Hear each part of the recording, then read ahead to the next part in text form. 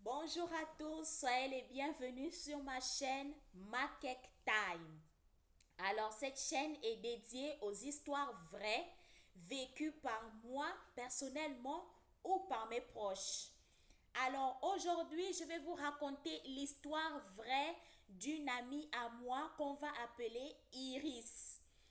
Alors cette fille que j'ai connue à Port-Gentil était issue d'une famille très très pauvre. Elle venait de perdre son père qui était décédé. Et vous-même, vous connaissez comment ça se passe au Gabon quand le mari est mort. La famille a tout récupéré. Tous les biens ont été pillés par la famille. Si bien que la maman de Iris s'est retrouvée sans domicile fixe. Elle était obligée d'aller habiter dans un bas quartier qu'on appelle Matiti à Port-Gentil. Vous-même, vous entendez déjà le nom du quartier, Matiti. C'est vraiment grave là-bas. La situation là-bas est grave, est précaire. Donc, ils se sont mis à habiter à Matiti. Et Iris, sa mère et ses trois petits frères et sœurs. Donc, la mère a réussi, malgré tout, à commencer un petit commerce. Donc, la mère vendait un peu les bananes, un peu de manioc qu'elle trouvait, elle vendait ça au marché. Et c'est grâce à ça qu'elle pouvait nourrir les enfants. Mais c'était insuffisant. Parce que vous-même, vous savez, le coût de la vie est élevé. Et en plus, avec 4 enfants à charge toute seule, c'était insuffisant. Mais la maman d'Iris se débattait comme elle pouvait. Donc, voyant déjà cette situation, Iris allait tout le temps au lycée, le ventre creux, donc elle ne mangeait pas. Pendant les récréations, elle n'avait pas la possibilité de s'acheter un sandwich comme le faisaient les autres. Donc, c'était comme ça à chaque fois et Iris, elle supportait cette situation. Elle se concentrait sur ses études et je vous assure qu'elle était l'une des meilleures de la classe. Maintenant, l'histoire commence un jour, pendant que on était en train de cheminer ensemble. Alors, il y avait moi, Iris et une autre fille de la classe. On était en train de rentrer. Et là, il y a une voiture qui s'est arrêtée. Un blanc, déjà d'une cinquantaine d'années par là, il s'est arrêté. Et il nous a dit, ah les filles, vous vous rendez où comme ça? On a dit, non, nous on a fini les cours, on rentre maintenant chez nous. Et le monsieur a dit, ah d'accord, mais vraiment parmi vous trois là, je vois que la personne qui souffre plus, c'est la fille qui est au milieu là. C'est là où nous tous on était étonnés, on a dit, oh mais comment l'homme là connaît la vie de Iris, c'est incroyable. Et il a dit, non Iris, vraiment toi tu souffres vraiment, tu souffres. J'ai vraiment pitié de toi. Et comme j'ai pitié de toi, voilà, je te donne ma carte. Prends ma carte, tu m'appelles quand tu as besoin de quelque chose. Donc, que ce soit pour les cahiers, que ce soit pour le goûter, tu m'appelles quand tu as besoin de quelque chose, je vais t'aider. Parce que je te prends comme ma fille. Je vois que tu souffres vraiment trop et moi, ça me fait mal au cœur parce que j'ai des enfants de ton âge. Donc, le monsieur a dit à Iris, voici ma carte et il a donné à Iris 10 000 francs. Nous, il nous a donné 5 000, Iris, il a donné 10 000. Et il a dit à Iris, quand tu as besoin de quelque chose, appelle-moi, je vais t'aider. Et il est parti. Nous, bon, Nous, on était un peu surprises, mais pas plus que ça, hein. Donc, on a laissé tomber, on a continué notre chemin et Iris est rentrée chez elle au quartier Matiti. Et c'est comme ça que le lendemain, on a demandé à Iris, mais est-ce que tu as appelé le monsieur? Elle nous a dit non, elle n'avait pas encore eu la possibilité de l'appeler. Mais elle allait le faire parce qu'il lui a proposé son aide. Et c'est comme ça que les jours suivants, elle a réussi à appeler le monsieur. Et le monsieur a dit, ah mais tiens, j'attendais ton appel parce que depuis là, je me suis dit, mais c'est comment la fille là, peut-être elle pense beaucoup de choses sur moi, que je suis un pédophile ou quoi, mais ça n'a rien à voir. Moi, je suis là pour t'aider. Et c'est comme ça qu'Iris a dit, ah monsieur, si vous pouvez m'aider, ce serait vraiment, votre aide sera la bienvenue parce que vraiment, vous-même, vous avez bien dit que je souffre. Et c'est comme ça que le monsieur a dit à Iris, bon, rendez-vous à Score, en ville, à Port-Gentil, on se retrouve là-bas, on va aller faire les courses. Iris est partie l'après-midi, ils se sont retrouvés à Score, ils ont fait les achats. Le monsieur a pris des tonnes et des tonnes de nourriture. Iris était même étonnée. Iris a dit que, mais monsieur, ne gaspillez pas autant. C'est pas, moi je ne sais pas comment je vais faire pour vous rendre tout le bien que vous êtes en train de me faire. Et le monsieur a dit, non, non, non. Je ne fais pas ça pour avoir quelque chose en retour. Je le fais parce que tu es comme ma fille et je voudrais t'aider. Donc le monsieur a acheté toute la nourriture. Il a dit à Iris, allons-y chez toi, je vais déposer ça à la maison. Et dans la voiture, il dit à Iris, je t'aide, mais à une seule condition. Et cette condition-là, elle est obligatoire. Si tu ne la respectes pas, ce sera terminé avec mon aide. Et c'est comme ça qu'Iris a dit que, mais quelle est cette condition? Elle était très intriguée. Et le monsieur a dit, non, non, non, ne va pas chercher beaucoup de choses dans ta tête. Ça n'a rien à voir avec la condition que tu penses là. Non, non, non, ce n'est pas les promotions canapé que je cherche, non. Ce que je voudrais, c'est que tu ne dises à personne, j'ai dit bien personne, donc même pas ta mère, personne ne doit savoir que je suis en train de t'aider. Personne ne doit être au courant de ça. Si quelqu'un te pose la question, tu dis seulement, j'ai trouvé un bienfaiteur, c'est tout. Mais tu n'as pas à donner mon nom, mon identité, je ne veux pas. Iris a dit, ok, d'accord, il n'y a pas de souci, si c'est seulement ça, il n'y a pas de problème, je vais respecter. Le monsieur est donc arrivé jusqu'au quartier Matiti. Il a laissé Iris là avec les bagages. Il a dit, bon, tu descends avec les courses, mais tu ne dis à personne. Si ta mère te demande, tu dis, c'est un bienfaiteur que j'ai trouvé qui m'aide. Mon mentor, c'est tout. Tu ne dis rien, ni mon nom, ni mon prénom, ni mon adresse. Iris est descendue. Elle est arrivée à la maison. Et naturellement, quand sa mère a vu toutes les courses, les jambons, les camemberts et tout, les choses qui coûtent cher, elle a dit à Iris que, mais ma fille, c'est comment, tu as volé chez quelqu'un ou quoi? Iris a dit, non, non, non, maman, je n'ai pas volé chez quelqu'un. C'est un bienfaiteur qui m'a apporté son aide parce qu'il a vu à quel point je souffre, à quel point on est misérable. Et lui, ça l'a fait mal au cœur. Il a voulu m'aider. La mère a dit, ok, mais tu es vraiment sûr que cet homme-là, il va t'aider comme ça? Tu ne donnes rien. Iris a dit que maman, je te dis que je ne donne absolument rien. Cet homme-là n'a jamais vu la couleur de mon sous-vêtement. Je te jure que c'est la vérité. Et c'est comme ça que la mère a dit, ok, d'accord. Donc, ils ont rangé les courses, ils ont mangé. Le jour suivant, donc le monsieur a dit à Iris, chaque fin de mois, je vais te donner l'argent pour les courses de la maison et pour ton école, ton goûter, tout ce qui te manque. Iris a remercié ce monsieur-là. Elle a dit vraiment merci.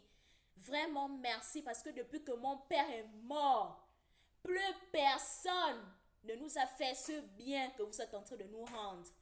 Même la famille du côté de mon père, ils nous ont tout arraché. On n'a plus rien. Mais grâce à vous, vraiment, Dieu vous a envoyé sur mon chemin afin de prendre soin de nous. Et le monsieur a dit oui, exactement. Et je le fais avec plaisir. Donc, il n'y a pas de souci.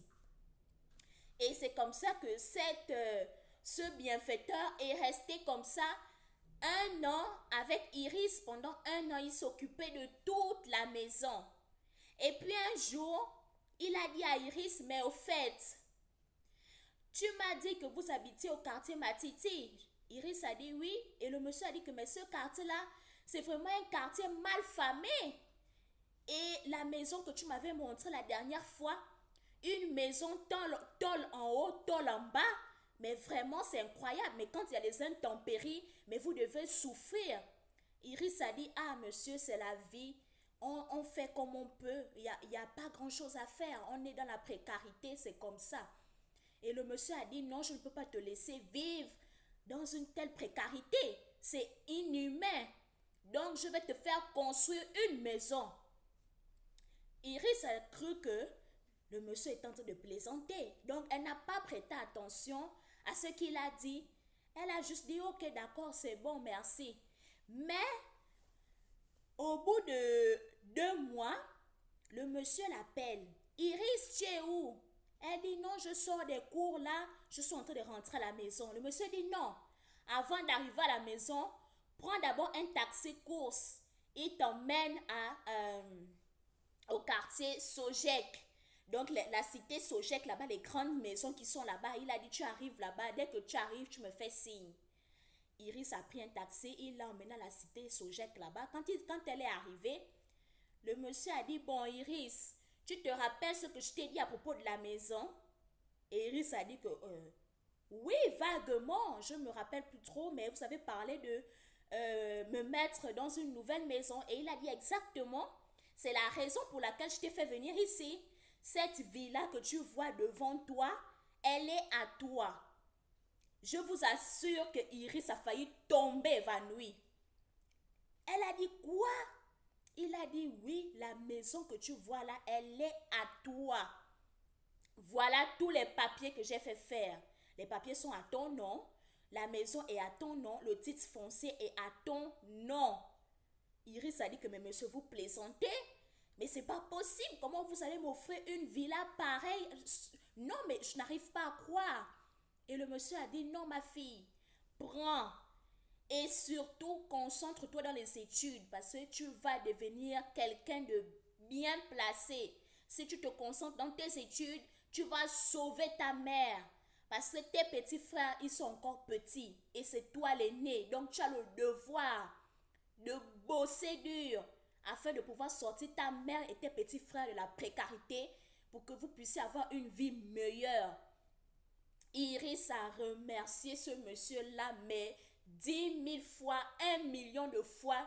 C'était vraiment incroyable pour elle. Elle avait l'impression d'être dans un rêve. Elle a remercié ce monsieur. Et là, le monsieur a dit, voici les clés, aménagez tout de suite. Donc, Iris est partie chercher un camion. Ils ont pris tout ce qu'ils avaient à prendre dans leur ancienne maison et ils ont aménagé dans la nouvelle maison la belle villa au quartier Sojek. Et là, quand la maman d'Iris a vu la maison, elle a vu le luxe qui était à l'intérieur, elle a dit non Iris, ma fille, je suis ta mère. Il faudrait que tu sois honnête avec moi. Un homme ne peut pas t'offrir une telle maison, s'occuper de toi, nous donner à manger, s'occuper de tes petits frères, même la rentrée scolaire, c'est lui qui fait, et il ne demande absolument rien. Ça, c'est quel genre d'individu? Mais c'est pas possible. Iris a dit, maman, je te jure que je n'ai jamais couché avec ce monsieur. Il n'a jamais vu mon sous-vêtement. Il fait ça par pure bonne volonté, c'est tout.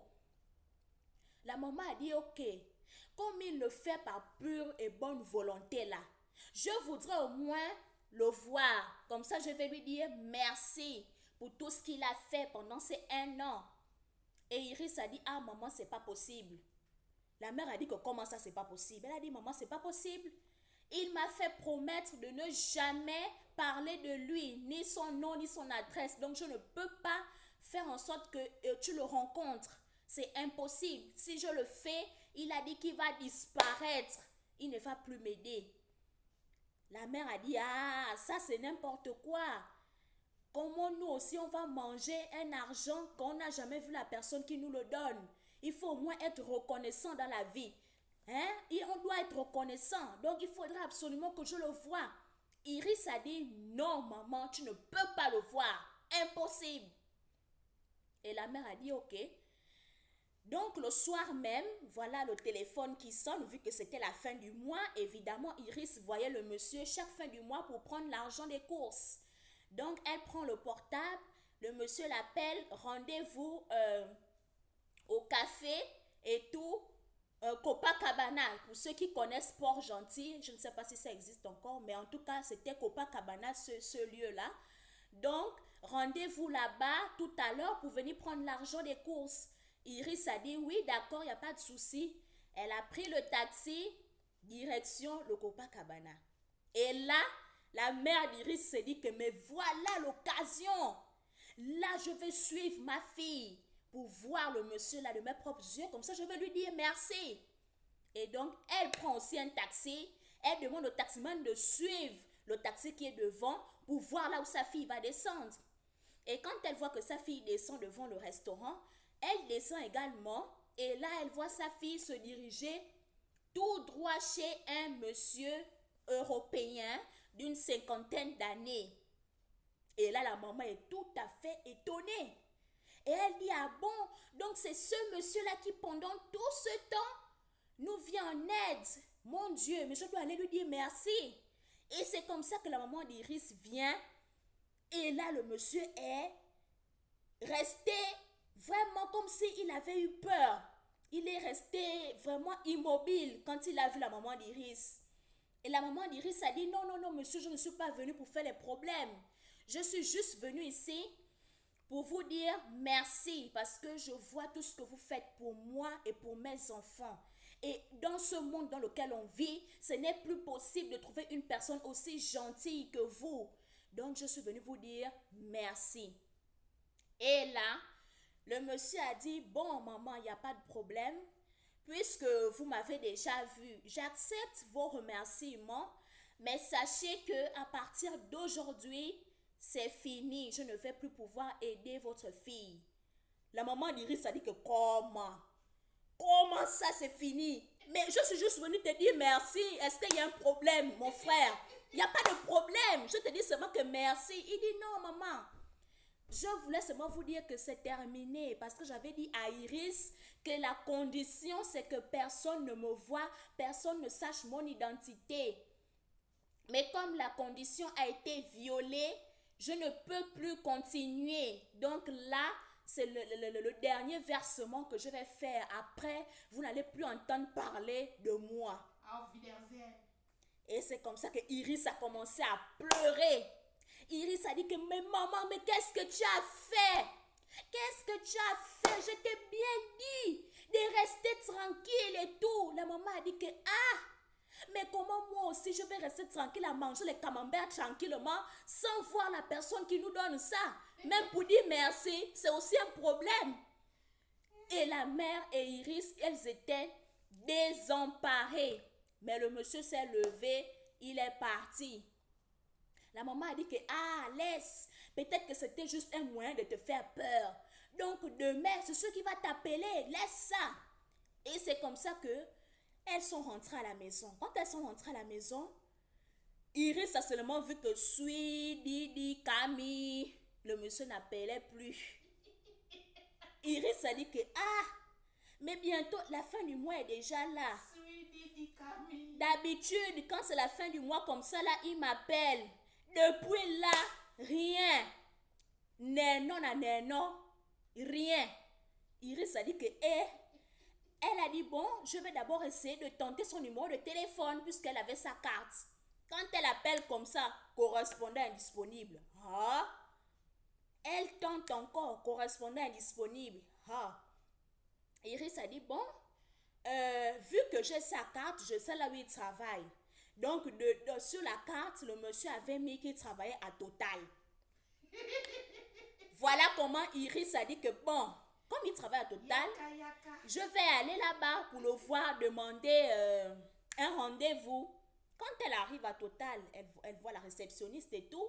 Et elle dit, non, je suis venue voir monsieur Intel. La dame lui dit que monsieur qui? Dis, hein. Monsieur Intel, il travaille ici et tout. Voilà sa carte même qu'il m'a donnée. La dame a dit que, mais mademoiselle, moi je ne connais pas ce nom-là ici, hein. Dans tous nos fichiers, le nom-là n'existe pas. Mamona. Iris a dit que, hein? Comment ça le nom-là n'existe pas? Voilà la carte que l'homme là m'a donnée. Vous dites que ça n'existe pas. La dame a dit que madame, ça n'existe pas. Voilà, elle a montré à Iris l'ordinateur. Elle a dit, voilà tous les gens qui travaillent ici. Voilà leur nom. Est-ce que toi-même, ma fille, tu vois le nom là sur l'ordinateur? Iris a regardé comme ça là. Rien. Elle a dit, oh. La dame a dit que ma fille, pardon, le monsieur là n'est pas ici. Voilà. S'il vous a dit qu'il travaille ici, il vous a menti. Ce n'est pas Voilà. ici. C'est comme ça qu'Iris est rentrée à la maison. Elle a raconté ça à sa mère. La mère a dit que, mon Dieu, maintenant on va faire comment? Essayons d'aller un peu voir le prêtre qui est à Sainte-Barbe. Et c'est comme ça qu'ils sont allés voir le prêtre. Ils ont demandé un rendez-vous là-bas. Le prêtre a dit que, ah, ma fille Iris, avant que tu ne rencontres le monsieur là, tu ne te rappelles pas de ce que tu avais fait la veille. Iris a dit que mon père, j'ai fait quoi la veille? Moi je ne me rappelle pas. Il a dit non. Tu as fait quelque chose la veille. Ainsi, c'est une santé. Il faut bien te rappeler. Quand tu as fini les cours, tu es allé où? Iris a dit que, ah, il y a un an de cela, ça fait quand même longtemps. Mais moi, quand j'avais terminé les cours ce jour-là, j'étais partie un peu à la plage. Parce que si je rentrais à la maison, il n'y avait pas la nourriture, il n'y avait rien à manger. Mes petits frères étaient là-bas affamés. Donc, je ne voulais pas rentrer à la maison et puis je n'ai rien à leur offrir. C'est comme ça que je suis allée un peu à la plage là-bas. Et quand je suis arrivée à la plage, j'ai pleuré. Parce que je me suis rappelé comment mon père et nous, on était à la maison. Comment mon père s'occupait de nous. Il nous traitait comme ses petits princes. Et c'est comme ça que le prêtre a dit que, quand tu es parti pleurer à la plage là, il y avait quelqu'un qui a entendu tes pleurs. Ça frôlaille. Iris a dit que comment ça, j'étais toute seule. Il y avait personne, il faisait aux environs de 18 heures, il y avait personne à la plage. Je me suis éloignée dans un coin et je me suis mise à pleurer en pensant à ma vie et tout ça là. Le prêtre a dit que, mais c'est ce que je te dis, qu'il y avait quelqu'un qui a écouté. Le quelqu'un là, c'est qui? C'est ce qu'on appelle le Mami Wata. Mais Mami Wata là, c'est pour les femmes. Triton. Donc, pour les hommes là, on appelle ça le triton. Donc, quand tu étais en train de pleurer là, il y avait un triton, c'est-à-dire une créature Aquarius. aquamarine, une créature marine, homme, qui a entendu comment tu étais en train de pleurer, comment tu étais en train de te lamenter. Et il a eu pitié de toi. Voilà pourquoi il a pris la forme humaine. Il est venu te voir. Toi-même, tu ne vois pas que quand il est venu te voir, il t'a dit que tu souffres. Comment il sait que tu souffres? C'est parce qu'il t'avait déjà vu à la plage la veille. Voilà pourquoi il t'a dit que tu souffres trop. Et il a eu pitié de toi. Il a dit que vraiment cette fille-là souffre. Il faudrait que je l'aide. Voilà pourquoi il est venu maintenant se présenter à toi physiquement comme ça là. Parce que s'il venait avec son apparence de homme de la mer, là tu allais avoir peur, tu allais fuir. C'est pour cela qu'il a pris maintenant l'apparence d'un homme physiquement pour venir te voir, pour t'aider. Mais il ne voulait pas seulement que quelqu'un sache. Vu que ta mère a su, voilà pourquoi il est parti. Donc ne le cherchez plus, oh, vous n'allez plus le voir, c'est fini. Fais seulement comme il t'a dit que concentre-toi sur tes études, donc c'est tout, concentre-toi sur tes études, garde bien la maison qu'il a construite pour toi, tu gardes ça bien, c'est tout ce qu'il y a à faire. Il t'a rendu service parce qu'il a vu ta souffrance. Et c'est comme ça que la maman d'Iris a dit au prêtre, mais père, maintenant, vous dites que ma fille a vu un Mami Wata homme. Mais là, c'est grave. Le prêtre a dit que non. Ce n'est pas grave. Njoke. Il n'est pas venu avec les intentions, des mauvaises intentions. Il est venu avec les bonnes intentions pour vous aider. Donc, il n'y a pas besoin de faire les séances de prière, de faire le Je vous salue Marie. Il n'y a rien. Il n'a rien fait à ta fille. Ta fille est toujours bien. Avec toutes ses chances, elle va réussir dans sa vie. Mais il voulait seulement juste l'aider. Njoke. Donc voilà, c'était l'histoire du jour, une histoire que j'avais envie de partager avec vous. Et voilà, aujourd'hui, Iris, elle est là, elle va bien, elle continue sa petite vie, ses études, et elle se bat toujours pour pouvoir devenir une dame de la République, une dame bien placée pour sauver ses parents, sa mère, parce que sa mère a toujours besoin de sa fille. Donc, vu qu'elle est l'aînée, elle n'a pas d'autre choix que de se battre. Donc, c'était l'histoire que j'avais à partager avec vous aujourd'hui. Si vous avez aimé l'histoire, likez, commentez, partagez. Et je vous reprends dans une prochaine vidéo. Chanson. Prenez soin de vous. À bientôt. Chanson, chanson. Oh, tu as déjà coupé, je veux dire des chansons, je vais chanter. Ça fait déjà 26 minutes. Ah bon? Oh.